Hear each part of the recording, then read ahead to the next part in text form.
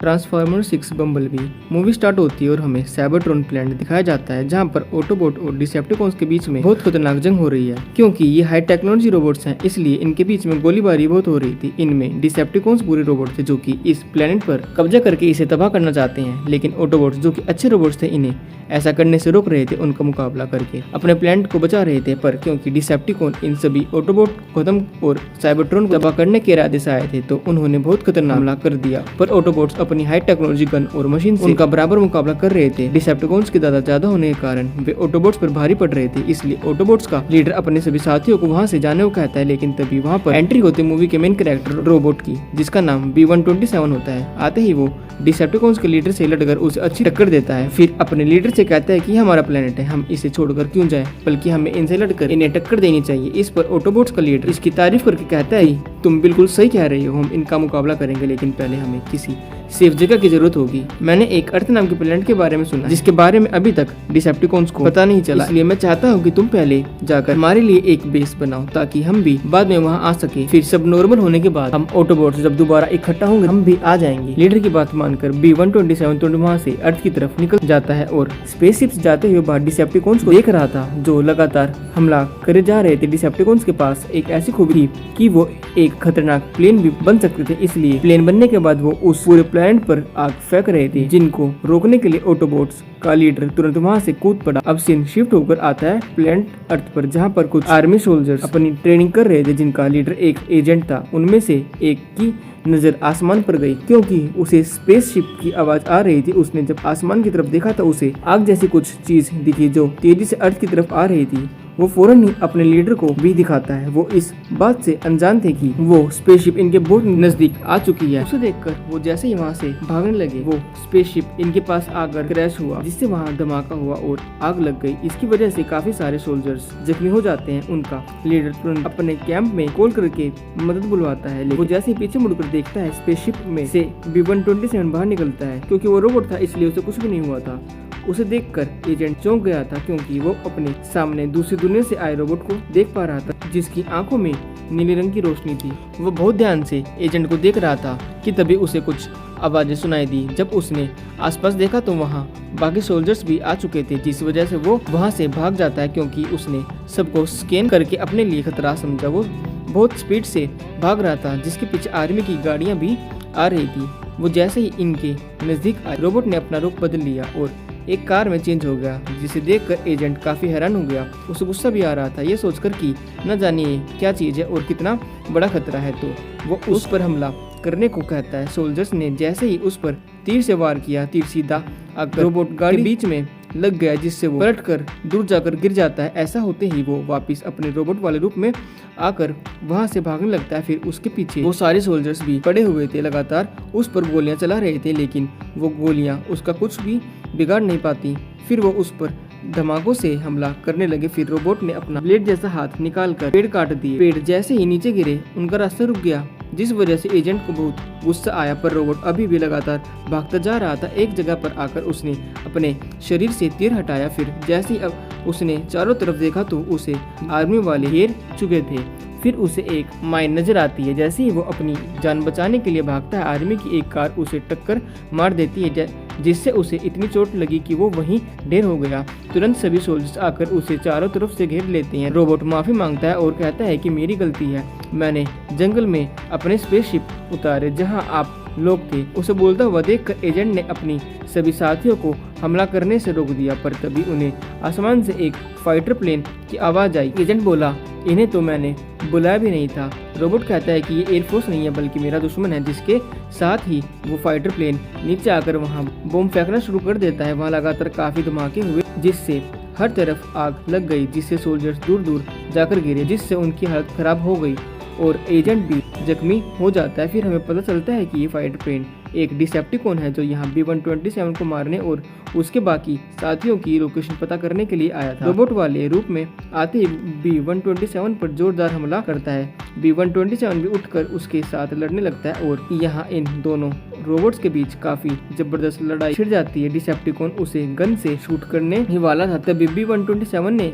आगे बढ़कर उसे मार मार कर रोक दिया और जैसे ही B-127 उस पर अपने ब्लेड से हमला करता है लेकिन वो बचकर काफी दूर चला गया। डिसेप्टिकॉन्स को इतना गुस्सा आया कि वो B-127 को उड़ाकर अपने साथ ले गए। फिर पहाड़ों में उसे बहुत बुरी तरह घसीटता है। B-127 भी उसे बहुत मारता है, बहुत सारे हिस्से उसे खराब कर दिए थे। फिर डिसेप्टिकॉन अपनी गन से उसे बहुत बार शूट करता है। B-127 गिरने ही वाला था, तभी डिसेप्टिकॉन उसे मार कर बार बार यही पूछ रहा था कि तुम्हारे बाकी ऑटोबॉट्स कहाँ हैं, लेकिन B-127 उसे कुछ नहीं बताता। जिस बात से डिसेप्टिकॉन को इतना गुस्सा आया, एक नोकदार कील जैसे कुछ चीज निकाल कर और उसे B-127 के गले में घुसा दिया। वो जोर जोर से उसके गले पर हमला करता रहा, जिससे उसके गले का बोलने का सारा सिस्टम खराब हो गया। ऐसा करने के बाद डिसेप्टिकॉन उसे पहाड़ी से नीचे फेंक देता है। B-127 काफी पहाड़ी से टकराता है, वो नीचे खाई में गिर जाता है। उसकी हालत बहुत खराब थी, इसलिए डिसेप्टिकॉन दोबारा उसके पास आकर गले से पकड़ लेता है, लेकिन इस बार B-127 चालाकी से डिसेप्टिकॉन्स के सिस्टम खोलकर उसका ही रॉकेट उसकी बॉडी में लगा देता है। फिर खुद को छुड़वाकर गन से उसे शूट कर देता है। ऐसा होने से डिसेप्टिकॉन बहुत बुरी तरह से फट जाता है, उसके शरीर के टुकड़े टुकड़े हो जाते हैं। अब B-127 अपनी खराब हालत में ही उठकर आगे चला और एक नदी के पास आकर वो बेहोश हो जाता है। यहाँ उसकी पूरी मेमोरी जा चुकी थी, उसका सिस्टम भी बंद होने ही वाला था कि तभी वो खुद को रोबोट से एक कार में चेंज कर लेता है। इसके बाद हम चार्ली नाम की एक लड़की को देखते हैं जो अपनी फैमिली से बिल्कुल खुश नहीं थी, क्योंकि उसके डैड की मृत्यु हो गई थी। इसके बाद उसकी मोम ने दूसरी शादी कर ली, इसलिए वो अपने डैड को पसंद नहीं करती थी। फिर वो अपनी मोम से अपनी कार ठीक करवाने के लिए पैसे मांगती है, लेकिन उसकी मोम उसे पैसे देने के लिए मना कर देती है। फिर वो उदास होकर अपनी जॉब पर आ जाती है। वेटर्स की जॉब करती थी। उदास होने की वजह से उसका मन काम में नहीं लग रहा था और वो गलती से अपने क्लासमेट के ऊपर जूस गिरा देती है, जिस वजह से उसकी एक क्लास की लड़की चार्ली का बहुत मजाक उड़ाती है। इस बात से वो और उदास हो गई थी। उस लड़की को वो कुछ कह भी नहीं सकती क्योंकि वो बहुत अमीर थी, हमेशा अपनी कार पर घमंड करती। चार्ली उसकी कार देखकर बहुत दुखी हुई, क्योंकि उसको भी कार का बहुत शौक था, जिसे वो पूरा नहीं कर पा रही थी। जॉब से लौटते समय वो अपनी कार का जरूरी सामान लेने एक गैराज में जाती है और उसे वहाँ एक पुरानी येलो बैटल कार मिलती है जो उस गैराज के मालिक मिस्टर हैंक की थी। फिर वो उस कार के अंदर बैठ जाती है। दरअसल ये कार B-127 थी, जिसने अपने को एक कार में चेंज कर लिया था, क्योंकि उसका सारा सिस्टम खराब हो गया था, इसलिए वो बंद पड़ गया था। फिर चार्ली उस कार का रेडियो ऑन कर देती है, जिसका सिग्नल सीधा उसके प्लेनेट पर एक ऑटोबोट के पास चला गया, जहाँ पर दो डिसेप्टिकॉन उस ऑटोबोट को टॉर्चर कर रहे होते हैं। वो यहाँ बाकी ऑटोबोट्स की लोकेशन पूछ रहे थे, पर अब इस सिग्नल से उन्हें पता चल गया था कि B-127 अर्थ पर है, इसलिए वो उस ऑटोबोट को दो हिस्सों में चीर कर मार देते हैं। ऐसा होने के बाद उन्होंने अपनी लोकेशन अर्थ पर सेट की और वहां जाने के लिए निकल गए। चार्ली काफी कोशिश करती है, लेकिन कार स्टार्ट नहीं होती। फिर वो वापस अपने घर जाती है। यहाँ भी वो अपनी कार ठीक करने में लग गई, लेकिन ये भी ठीक नहीं हुई। अब अगले दिन उसका बर्थडे था। चार्ली को लगा कि उसकी मम उसे गिफ्ट के तौर पर $500 देगी, जिससे वो अपनी कार ठीक करवा सकेगी, पर उसकी मम उसे गिफ्ट में हेलमेट देती है, जिस वजह से वो और दुखी हो गई और अपने रूम में आकर रोने लगती है। फिर चार्ली मिस्टर हैंक के पास जाकर कहती है कि मुझे आपकी वो येलो कार चाहिए, मेरे पास एक डील है, अगर मैंने उसको ठीक कर दिया तो मैं उस कार को रख लूंगी। फिर मिस्टर हैंक चार्ली से कहते हैं कि ये कैसी डील हुई। फिर चार्ली मिस्टर हैंक से कहती है कि अगर मैंने वो ठीक कर ली तो ये मैं उसको रखूंगी, मैं आपके यहाँ 1 साल तक फ्री में काम भी कर लूंगी, प्लीज आज मेरा बर्थडे है। फिर मिस्टर हैंक कहते हैं कि हमें अभी सफाई वाली की जरूरत नहीं है, तुम उस कार को ऐसे ही ले जाओ, हैप्पी बर्थडे बेटा। चार्ली उनका धन्यवाद करके कार के पास आ गई। वो जैसे तैसे करके कार को ठीक करवाती है, जिसके बाद कार स्टार्ट हो जाती है और उसे घर ले आई। रात को जब उसने कार गैरेज में खड़ी करी तो कार का एक हिस्सा नीचे गिर गया। उसे दोबारा लगाने के लिए जैसे ही वो कार के नीचे गई तो उसे वहाँ रोबोट का चेहरा दिखा, जिसके साथ उसकी आंखों में नीले रंग की लाइट जलनी स्टार्ट हो गई और वो एक्टिव हो गया और अपनी रोबोट वाली शेप में आ जाता है। ये सब देखकर चार्ली चौंक गई और रोबोट के रूप में आकर वो उसके सामने खड़ा हो जाता है। दोनों एक दूसरे को देखकर डर जाते हैं और दूर भागने लगते हैं, लेकिन सब नॉर्मल हो जाने के बाद चार्ली उसके पास आकर पूछती है कि तुम्हारा नाम क्या है, पर वो डरा हुआ था इसलिए पीछे हटकर बैठ जाता है। चार्ली उसे कहती है कि डरो मत, मुझ पर भरोसा रखो, अपना नाम बताओ, तुम ठीक तो हो, बोल सकते हो तो नाम बताओ और मुझसे मत डरो, मैं तुम्हें कुछ नुकसान नहीं पहुंचाऊंगी। उसकी ऐसी बात सुनकर रोबोट नॉर्मल हुआ, पर क्योंकि उसकी मेमोरी जा चुकी थी इसलिए उसे अपना नाम याद नहीं था। चार्ली उसके चेहरे पर हाथ लगाती है, जिससे रोबोट को बहुत अच्छा लगता है। बदले में वो भी उसे हाथ लगाने लगता है। चार्ली पूछती है क्या तुम्हें मेरी ये शर्ट पसंद आई। इशारे से रोबोट कहता है शर्ट नहीं तुम। उसका बोलने का सिस्टम खराब होने की वजह से वो बोल नहीं पा रहा था। यहाँ वो उसे अपना नाम चार्ली बताती है और क्योंकि उसे वो रोबोट एक मधुमक्खी जैसा लग रहा था इसलिए वो उसका नाम बम्बल भी रख देती है, जो इस मूवी का नाम है। शोर की आवाज सुनकर चार्ली की मम यहाँ आ गई, लेकिन उनकी नजर में आने से पहले बम्बल भी कार बन जाता है। उसकी मम पूछती है कि ये कार तुम्हारे पास कहाँ से आई। चार्ली को यही लग रहा था कि अभी वो रोबोट वाले रूप में है। इसलिए वो हैरान होकर पूछती है कार, लेकिन जब पीछे मुड़कर बम्बलबी को कार के रूप में देखती है तो कहती है अच्छा ये तो मुझे अंकल ने दी थी बर्थडे गिफ्ट। अब वो दोनों डिसेप्टिकॉन्स जो अर्थ पर आ रहे थे सीधा एक कार से टकरा जाते हैं और किसी स्पेसशिप की तरह वहाँ लैंड होते हैं। वो इस वक्त कार्स के रूप में थे। एक आदमी उन्हें चेक करने जाता है, तभी वो वापस रोबोट बन जाते। जैसे ही उस आदमी ने हाय बोला उन्होंने उसे शूट कर दिया, लेकिन उसकी बॉडी पानी बनकर फटती है, जिसके बाद वो बम्बलबी को ढूंढने लग जाती हैं कार बनकर। जब इस बारे में एजेंट को पता चलता है वो तुरंत अपने साथियों के साथ उन्हें ढूंढने निकल जाता है। एक जगह आकर उसने दोनों डिसेप्टिकॉन्स को रोक लिया और पूछता है तुम यहाँ क्यों आए हो, तुम्हारा क्या इरादा है। जिस पर चालाकी से डिसेप्टिकॉन्स जवाब देते हैं दरअसल एक रोबोट जो कि पीले रंग का है एक बहुत बड़ा मुजरिम है। वो हमारे प्लेनेट से यहाँ पर आ गया है और हम उसे पकड़ने यहाँ आए हैं, लेकिन हमें उसकी लोकेशन पता नहीं चल पा रही है। वो कहाँ है? अगर आपकी परमिशन हो तो आपकी सैटेलाइट या स्पेस सिस्टम का यूज करके उसकी लोकेशन पता करवा ले। ये सुनकर एजेंट उन्हें अपने मेन ऑफिस ले आया। जब दोनों डिसेप्टिकॉन सीनियर ऑफिसर के सामने आए तो उन्हें सैटेलाइट यूज करने के लिए परमिशन मिल जाती है। दूसरी तरफ चार्ली बम्बलबी के साथ सारा दिन खूब मस्ती करते हैं क्योंकि उन दोनों की काफी अच्छी दोस्ती हो गई थी। ये दोनों जब जंगल में बातें करते हुए आगे बढ़ रहे थे तो तभी बम्बलबी के सीने में चिंगारी निकलने लगती है। फिर जैसे ही चार्ली बम्बलबी को चेक करती है उसके लीडर का होलोग्राफिक मैसेज सामने आ गया जो बम्बलबी को कहता है कि हम जानते हैं तुम जिंदा हो, अपने प्लेनेट पर हम भी सही सलामत हैं और हम बहुत जल्द तुम्हें ढूंढ लेंगे और तुम्हें लेने आ जाएंगे। ये मैसेज देखकर बम्बलबी को अब सब कुछ याद आ जाता है। फिर रात को जब ये घर आए तो चार्ली देखती है कि उसका रेडियो खराब हो गया है क्योंकि बम्बलबी को गाने का बहुत शौक था, इसलिए वो उसके अंदर से खराब रेडियो निकाल कर नया रेडियो डाल देती है। ये दोनों फिर अलग अलग गाने लगाकर खूब एंजॉय करते हैं। बम्बलबी भी डांस कर रहा था। यहाँ चार्ली की खराब कार भी खड़ी थी। बम्बलबी जब उसके बारे में पूछता है तो चार्ली दुखी होकर रोने लगी। कहती है ये मेरी पसंदीदा कार थी जिसे मैं ठीक नहीं कर पा रही हूँ, लेकिन फिर उसके बाद मुझे तुम मिल गए कार के रूप में। उसे रोता हुआ देखकर बम्बलबी उसे हौसला देता है, जो देखकर चार्ली उसके गले से लग जाती है। तब बम्बलबी भी उसके पीछे से पकड़कर हौसला देता है और ये दोनों फिर से गाने लगते हैं। शोर सुनकर चार्ली का पड़ोसी जो उसका दोस्त भी था वो बिन बताए वहां आ जाता है और बम्बलबी को रोबोट वाले रूप में देख लेता है, जिससे वो डर कर जोर जोर से सांस लेने लगता है। तब चार्ली उसे समझाती है कि डरो मत, ये मेरा दोस्त है रोबोट बम्बलबी, ये बहुत अच्छा है और फ्रेंडली है, किसी को नुकसान नहीं पहुंचाता, तो तुम प्लीज इस बात को राज रखना, किसी को इसके बारे में मत बताना। जिस पर उसका दोस्त मान जाता है क्योंकि वो चार्ली को पसंद करता था। फिर ये दोनों दोस्त बम्बलबी में बैठकर लॉन्ग ड्राइव पर निकल जाते हैं। बम्बलबी रेडियो के जरिए अलग अलग गाने लगाकर इनसे बातें कर रहा था, जिससे ये दोनों बहुत खुश थे और ये तीनों मस्ती करते हुए अपना सफर जारी रखते हैं। जिसके बाद ये एक जगह पर आए जहाँ इनकी कॉलेज के सभी स्टूडेंट्स भी आए हुए थे। वो अमीर लड़की भी जिसने चार्ली का मजाक बनाया था, जो आज भी चार्ली और उसकी गाड़ी का मजाक उड़ाती है, जिस वजह से चार्ली को बहुत दुख हुआ। इसलिए उस लड़की को सबक सिखाने और उससे बदला लेने के लिए ये तीनों एक प्लान बनाते हैं। रात को ये बम्बलबी को लेकर उसके घर के बाहर आए और क्योंकि उस लड़की को अपनी कार पर घमंड था तो ये उसे ही नुकसान पहुंचाने आए थे। बम्बलबी भी बहुत एंजॉय करते हुए उसकी कार को तबाह करने लगता है। वो पहले तो कार पर हाथ फेरता है, फिर पैरों से उसकी कार की बुरी हालत कर देता है, जिसके बाद उसके ऊपर कूद कूद कर डांस करके कार का बुरा हाल कर देता है, जिस वजह से कार का हॉर्न बजने लगता है। इसलिए बम्बलबी कार वाले रूप में आकर और इन दोनों को वहाँ से लेकर निकल जाता है, लेकिन कार तेज चलने की वजह से पुलिस वाले उनके पीछे लग जाते हैं। उसे पीछे आता हुआ देखकर बम्बलबी और तेज चलने लगा और ऐसे इनके बीच काफी देर तक रेस चलती रही। लेकिन जैसे ही ये पुल के नीचे पहुँचे बम्बलबी हल्का सा रोबोट वाले रूप में आकर दीवार के ऊपर चढ़ा, फिर पुलिस की कार के ऊपर आकर उसे रोक देता है और फिर कार के रूप में आकर यहाँ से निकल जाता है और ये सब सही सलामत घर पहुँच जाते हैं। अगली सुबह चार्ली जब जॉब पर चली जाती है और बम्बलबी घर पर अकेला था, वो लेटा था और तभी डॉग उस पर चढ़ गया, जिसके पीछे पीछे वो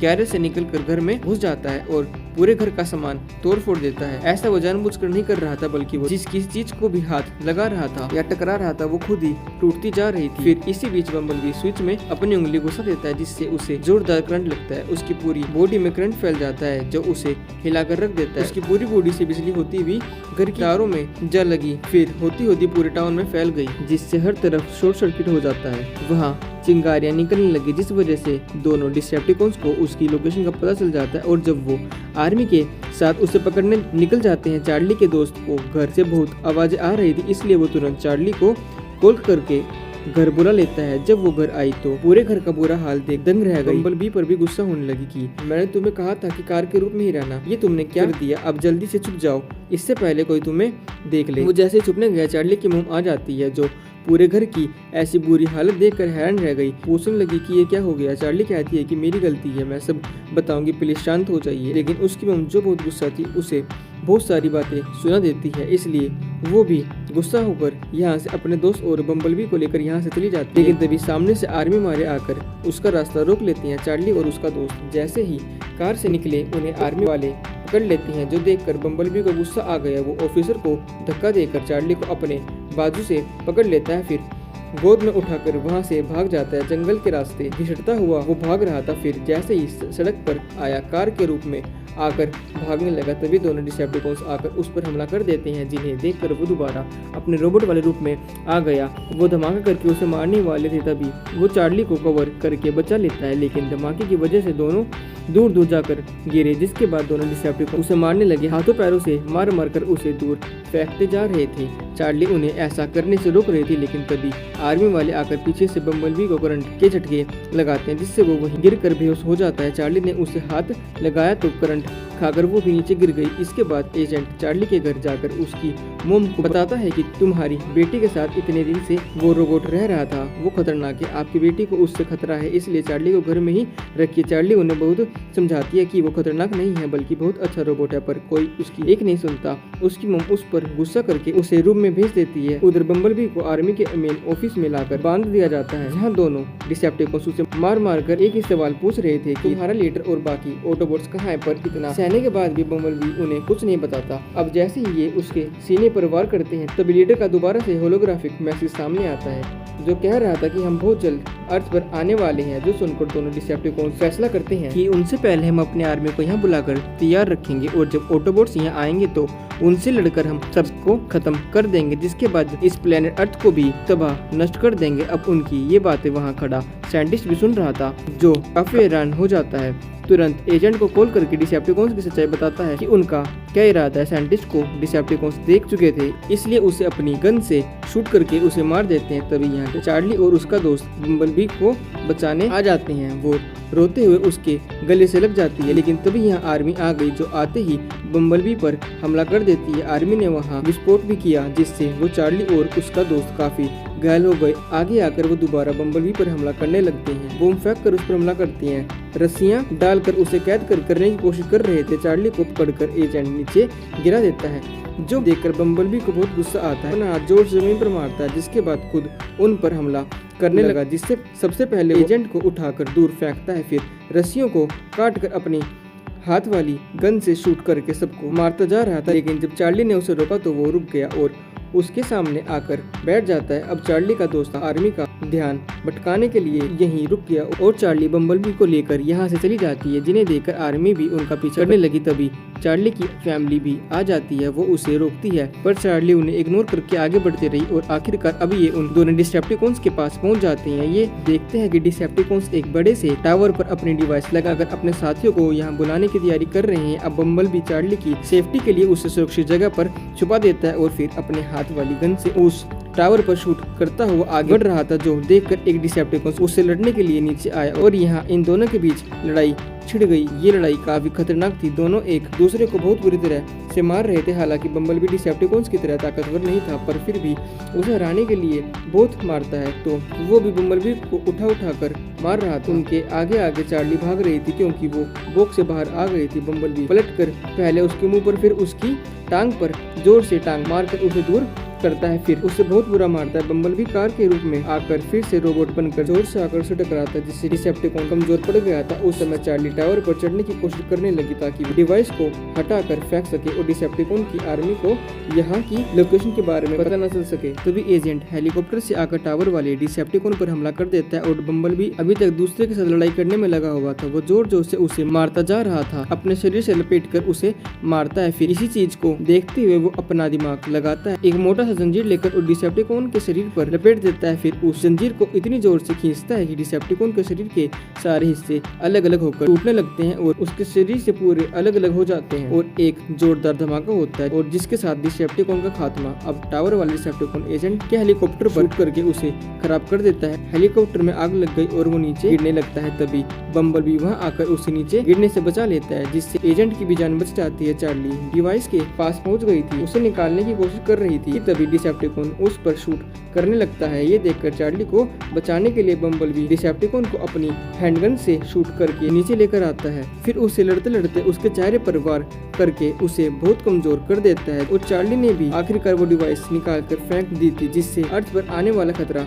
टल चुका था। दूसरी तरफ बम्बलबी उठाए था कि तभी वो डिसेप्टिकॉन उसे पकड़ कर मारने लगता है। उसे उठाकर दूर पटक कर अपनी टांग से उसे पकड़े रखता है। हालांकि बम्बलबी खुद को बचाने की कोशिश कर रहा था लेकिन नहीं बच पा रहा था, तो उसे एक आइडिया आया। यहाँ वो सामने वाली दीवार जहाँ समंदर था उस पर शूट कर देता है, जिससे जैसे ही दीवार टूटी एक शिप और बहुत ज्यादा पानी आना शुरू हो गया। शिप इन दोनों से टकरा जाती है। पानी में आते ही डिसेप्टिकॉन तो धमाके से खत्म हो जाता है, जबकि बम्बलबी जो पानी की गहराइयों में जा चुका था। चार्ली तैर कर पानी में जाती है और उसे पानी से निकाल कर बाहर लाती है। जब उसे होश आता है तो एजेंट भी बम्बलबी के सामने आया, जो समझ गया था कि वो कोई बुरा या खतरनाक नहीं बल्कि अच्छा रोबोट है। तो एजेंट उसे भी सैल्यूट करता है और चार्ली को कहता है कि इसे यहाँ से ले जाओ क्योंकि मेरी टीम यहाँ आती होगी। अगर उन्होंने इसे देख लिया तो बम्बलबी को बुरी तरह से खत्म कर देगी, इसलिए चार्ली उसे वहाँ से बहुत दूर ले जाती है। बम्बलबी को भी सब याद आ गया था। चार्ली रोते हुए उसे कहती है कि तुम्हारा यहाँ रहना खतरे से खाली नहीं है, तुम यहाँ से चले जाओ। अब वो ऐसा करना चाहती नहीं थी और उसे